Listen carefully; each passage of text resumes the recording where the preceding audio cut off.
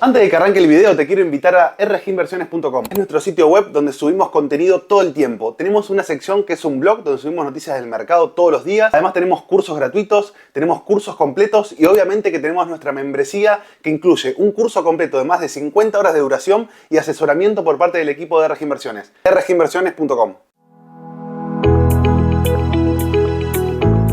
¿Por qué está aumentando el crédito privado y cuándo va a ser posible salir del cepo? Es decir, estas son preguntas que vemos que están surgiendo mucho en los clientes, así que vamos a tratar de explicarlas. Por empezar, para entender por qué está aumentando el crédito privado, tenemos que recordar las famosas 3 fases que había hablado el gobierno, que la primera fase era el cierre del grifo, es decir, dejar de emitir pesos y también en realidad tratar de lograr una estabilidad fiscal, es decir, dejar de tener déficit. Después, la segunda fase, que comenzó hace unos meses, es la esterilización de esos pesos. Ahora vamos a explicar qué pasa, de dónde viene esta idea de esterilizar los pesos y después la siguiente fase que, bueno, no le podemos poner un título, pero básicamente sería salir del cepo y probablemente ir a la famosa dolarización endógena que tanto hablan, que bueno, también vamos a ver si lo podemos explicar sobre el final del video. Bueno, ¿y cómo funciona la economía de ahora? Básicamente, recordemos, nosotros teníamos los bancos comerciales y la economía, ¿no? Básicamente los bancos toman los depósitos de los pesos, es decir, una vez que hicimos el cierre de grifo, las 4 famosas canillas, cerramos el grifo, dejamos de emitir, el Banco Central le pasa la responsabilidad de la deuda al Tesoro y el Tesoro asume el verdadero costo de lo que es tener las cuentas en negativo. Entonces también empieza a recortar su stock de deuda de a poco, con lo cual empieza a liberar recursos también la economía. Esto es el famoso crowding que se venía hablando, antes siempre había lo contrario, es decir, el gobierno le quitaba recursos a la economía, ahora se lo está inyectando. Entonces los bancos comerciales hoy en día, ¿cómo funcionan? La economía le da pesos, el banco a cambio de esos pesos emite depósitos, que esto es parecido en cierto sentido a emitir pesos, es decir, está emitiendo un activo, obviamente no tiene la potestad de poder emitir pesos, pero sí emiten sustitutos de pesos, porque lo que hacen los bancos es decir, bueno, ahora no tengo más al Banco Central para poder financiar mis actividades, voy a tener que empezar a buscar alternativas. ¿Cómo busco alternativas? Bueno, empiezo a prestar a la economía. Que la economía puede ser el sector privado o los gobiernos subnacionales, es decir, estos son provincias o municipios que ya no reciben financiamiento del gobierno central, del gobierno federal, sino que van a tener que salir a buscar a los bancos o al sector privado la forma de financiar sus proyectos. Es decir, si quieren hacer obra pública, bueno, pidan prestado a la economía, a cualquiera, puede ser bancos privados o pueden incluso financiarse a través del mercado de capitales, pidan a la economía y paguen el costo que tengan que pagar. Entonces ahí vas a evaluar mejor los beneficios de tu proyecto o no. Entonces básicamente lo que hacen los bancos al emitir estos depósitos, le dan los pesos a la economía y estos vuelven como nuevos depósitos extra. Es decir, acá vamos a tener una cantidad de depósitos que va a ser mayor a la cantidad de pesos que tienen los bancos en su poder.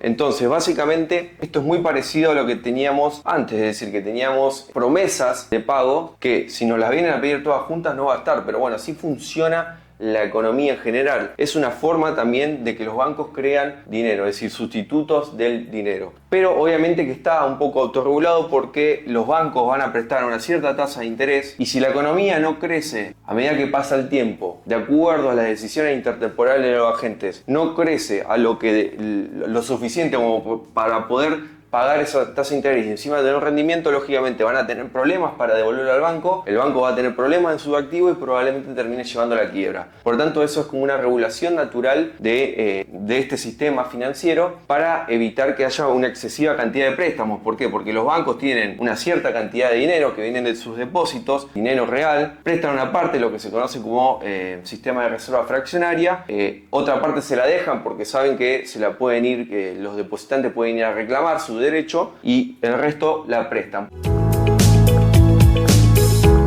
¿Por qué la prestan? Porque saben que la economía funciona con decisiones intertemporales de los recursos. Es decir, vos cuando tenés un depósito en el banco, sí te aparece que tenés la cantidad de dinero, pero no todos los agentes retiran el dinero al mismo momento, parte la dejan, parte la sacan, y eso hace posible que podamos tomar decisiones intertemporales de nuestros recursos, es decir, que no lo necesitemos hoy, sino en distintos periodos de tiempo. ¿Cómo funciona esto? Bueno, básicamente una economía para poder crecer necesita manejar los recursos intertemporales, es decir, lo que yo no consumo hoy me permite a mí poder crecer el día de mañana.